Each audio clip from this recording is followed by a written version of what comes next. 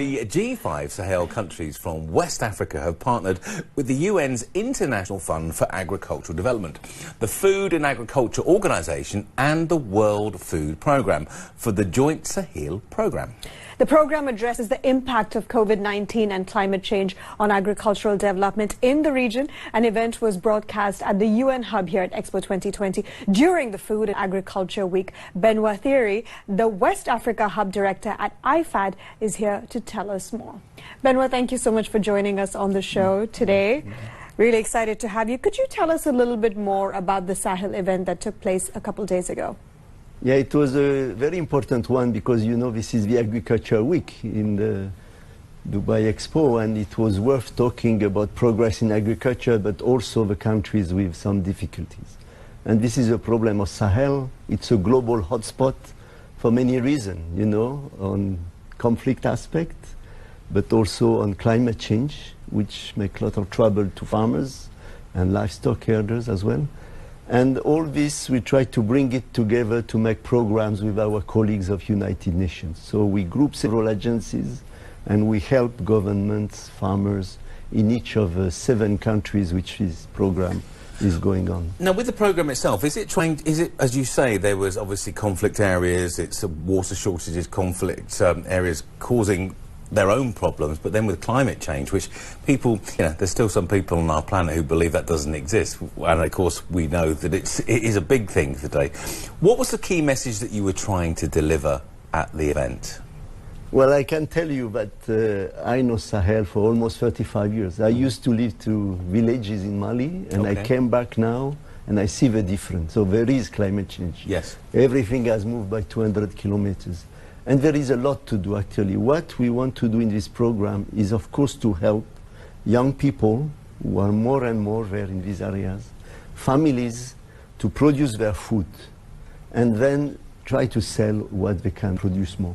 And more important, we would like to have government planning forward, not for 3 or 5 years, which is not enough, but do like many other countries have done, plan for a 1 generation, 25 years.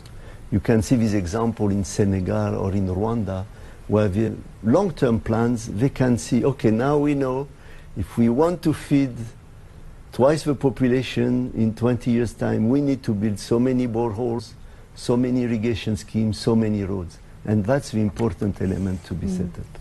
And how has your collaboration with Expo 2020 helped fuel this message that you're trying to spread? I think it helps to give more visibility because, you know, when you are in the field with the daily problems, our colleagues of WFP are delivering food in very harsh area. FAO is helping as well, thinking the strategies. So coming to such events help the world, all of the world to see it. And I was amazed how in Dubai Expo, you see the UN is a bit everywhere because you see these SDGs on each of the roads, which have the Sustainable Development Goals. And I was very impressed by their value that way. And the first of the 2 we are addressing are no more poverty in the world and no more hunger. So this is what we're Benoit, just before we wrap up our interview today, tell us a little bit about the magazine that you brought in with. Tell us a little bit about what this is all about. Yeah, this is detailing this program you mentioned called SD3C. You have short videos as well available on YouTube or on our website.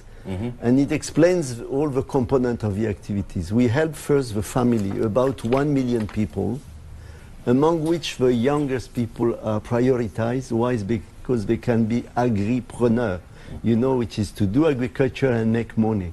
And finally, we help the cross-border area, which are the most difficult in conflict countries.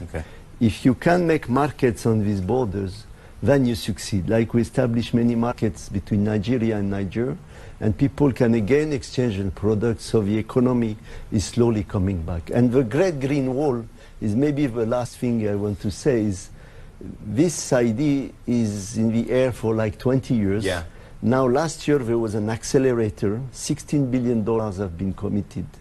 And what we want is this Great Green Wall go across Africa, but not only planting trees, it's more establishing farming systems, with all the people there, because you know there are more than 200 million people living in the area. So you can build really a continuum of a good farms. Now, we've got about 30 seconds left, so I know it's not going to be long to answer this question, but how do you commit governments to follow on from policies? So say there's a new president of a country in the Sahel region that commits to this, and then in 5 years' time they change, and the new government doesn't want to do that anymore. How do you keep that pathway going? You're right, because in Sahel, for example, we had 3 coups the last 6 months, so in Burkina, in Mali, and in Guinea. So we have to manage that, what we call de facto government. If they follow the rules of decent organization of education, agriculture, we continue to work with them. Okay. And because they are regional organizations, African Union and ECOWAS,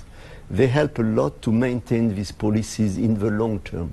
So now we need the funding to fund these policies, because the population is going to double. It's the only continent where population is doubling. Of course. Yeah. So how the humanity is planning to support Africa is really the question.